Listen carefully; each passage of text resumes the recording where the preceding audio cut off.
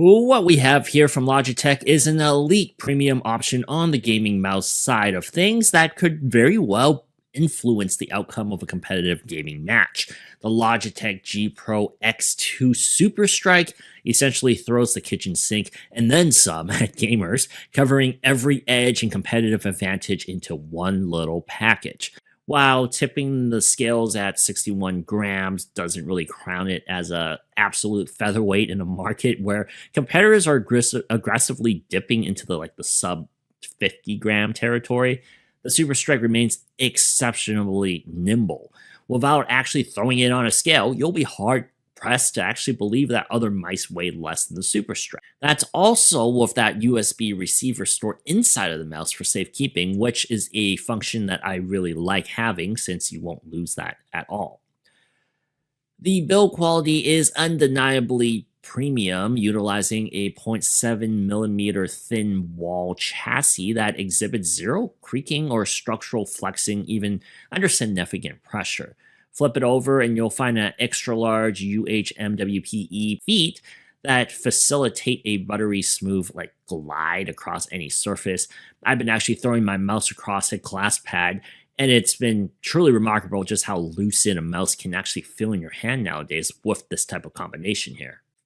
I wouldn't personally say this is the most ergonomically comfortable mouse that I've held in my hand, but it also wasn't a cause for hand cramps after a few hours of gaming with it either. I play with either a palm or claw grip depending on the circumstances, and both of these grips translate into the shape of the build decently. In keeping with its pedigree as a serious esports tool, Logitech has stripped away really any trace of RGB lighting, opting for, I guess you could say, a sophisticated matte finish.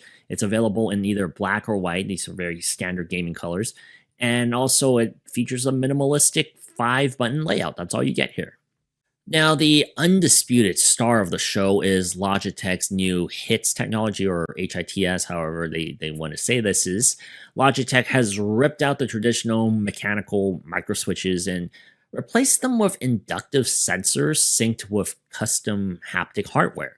This gives your gameplay the ability to utilize tunable actuation, in which you can adjust the exact travel distance required for a click to register across 10 different actuation points. You'll also have rapid trigger reset, which lets you set how far the key must return before it resets across 5 different levels. By calibrating the actuation to a shallow 2x10 or 3 out of 10, the mouse registers a shot in literal milliseconds that you exert the pressure in. Of course, this is way more than my level of gaming needs, but even with the casual gaming prowess that I have, I too felt impressed with just how fast this nifty little peripheral felt when I was using it for my uses of it. There might be a short learning curve with this system since the traditional physical break of a mechanical switch is absent, and the tactile experience is delivered entirely through the haptic feedback, which, much like actuation, is customized across 6 distinct intensity levels. To my hand, the sensation is best described as a standard click, slightly muffled by, I would say, layers of tissues. It lacks that signature sharp acoustic clack that many gamers are accustomed to using their traditional mice. While it doesn't feel mushy in the traditional sense like that, it is undeniably distinct though. For those who depend on that crisp physical snap, you might find yourself battling accidental double clicks or misfires during that critical window where your muscle memory is really forced to recalibrate and relearn what it feels like. For me, I normally tell people, this is not much different than the shift from mechanical keyboards to magnetic switches we've seen in the huge surge of Hall effect boards circulating the market right now. It's an evolution of sorts, and eventually I do surmise most people will switch over to this kind of technology with their own personal setups, especially once this gets cheaper. The heart of the Super Strike is powered by Logitech's Hero 2 sensor. It boasts a maximum of 44,000 DPI, handles 88 G-force of acceleration, and tracks at over 888 IPS. Pair that with the included Lightspeed receiver capable of 8 kHz polling, and you have a mouse that tracks basically flawlessly.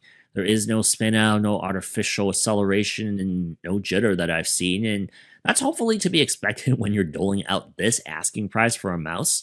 It might be an exaggeration to say this, but in some ways, the mouse does feel like an extension of my hand when you consider all the variables it unites. The lightness, the speed, the features. The Super Strike does feel like an accessory that's goal is to aid you and not to sabotage you.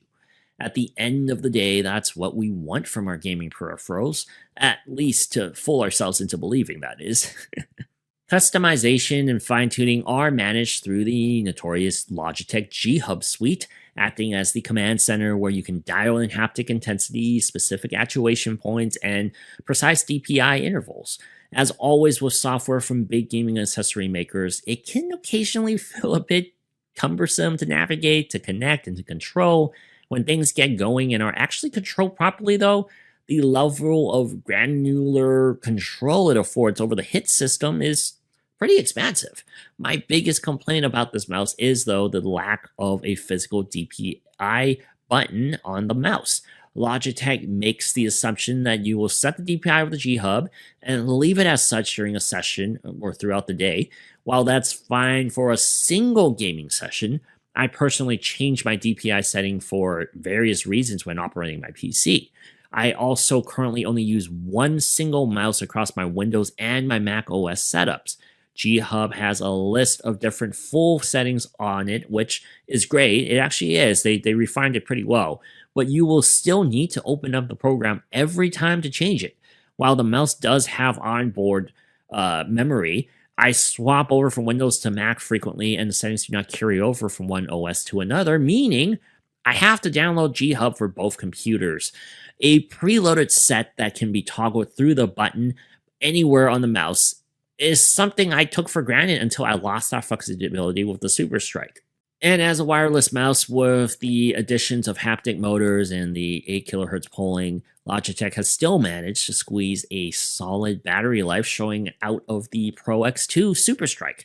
Depending on the usage, I'd say like 60 to 90 hour range is a good gauge on a single charge via the USB-C port.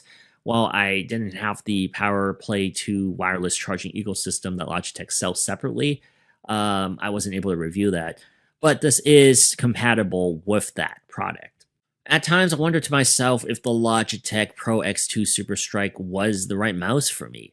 The honest truth is that it's likely meant for a small segment of the gamer market that is ultra competitive at FPS games, looking to shave off every possible millisecond off of their reaction time to match that high-end Hall effect keyboard performance they already have.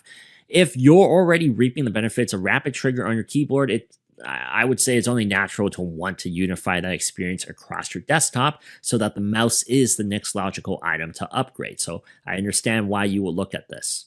However, you're not going to magically become a top-ranked player in your game simply by purchasing this powerful little mouse. If you're bad at a game, no amount of money you spend will compensate for the deficiencies in your skill set. Still, like I've said in many